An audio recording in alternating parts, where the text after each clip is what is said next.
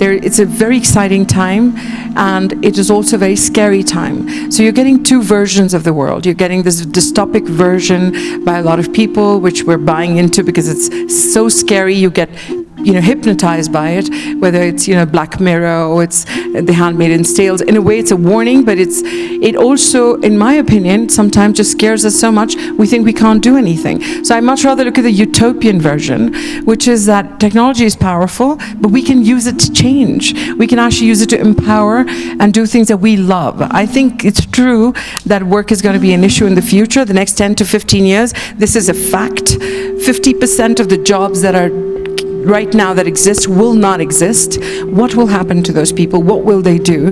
And I hope, and I like to believe, that those people could actually spend their time to learn, to do craft, to be creative, to do incredible things. I'd like to believe that that's possible with technology. And because of that, about exactly 10 years ago, I started a project which was called the IOU project.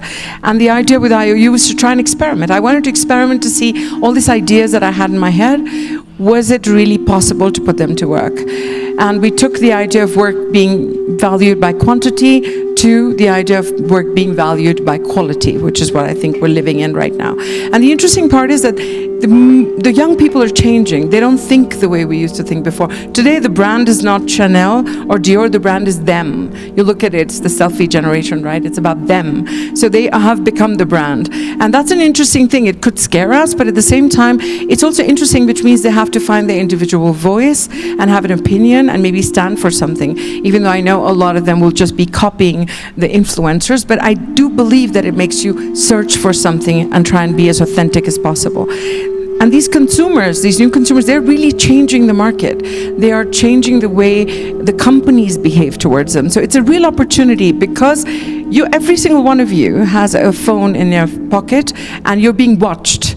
Every time I bet you've had a WhatsApp conversation with somebody, oh, I'm going to Mexico City. And guess what? When you get to Google, you're getting all these ads about Mexico City because you're being watched and listened to.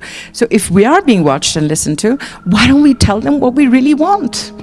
Let's use that. Let's turn it to our advantage. And that's what we thought. So we thought, what if we took technology and we disrupted this entire system and tried to connect the human beings? Because I think at the end of the day, human beings were about each other. We were about these relationships that we form here. And that's exactly what we did with IOU. And what we want to do with this is share this knowledge with anybody and everybody who wants to do it. I want people to copy us. I want people to come to us and say, where are you making this? And I'm happy to help. What are we trying to do? We're trying to make sure we leverage knowledge that already exists. We're not trying to train any people. We're not going to give skill development training, which NGOs do.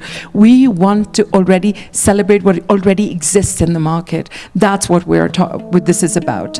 We want to make sure these people, all of you here, are celebrated, are given authorship, and have an equal stake in what happens in the world today. Because I think it's really important to help preserve cultural identity in craft if we're going to write the future history, which we have to right now because time is running out, because technology is jumping so fast. If we don't want to lose our way, we need to look back into our history books. And what is the oldest text? Is textile. And we need to look at it and understand it, to understand ourselves and to make sure we're going in the right direction. We want to preserve provenance. It's fundamental because provenance is linked to sustainability. How and why? Today, we all want to have, the avocado toast anywhere in the world, and it's causing huge damage to farms here where the monarch butterfly is disappearing. You heard Dr. Vandana Shiva talk. It's all related. We have to go back to knowing what things are to be consumed from where we are at. When you're in Mexico City, we have to consume the local culture, the local agriculture. That is the most sustainable of all the answers.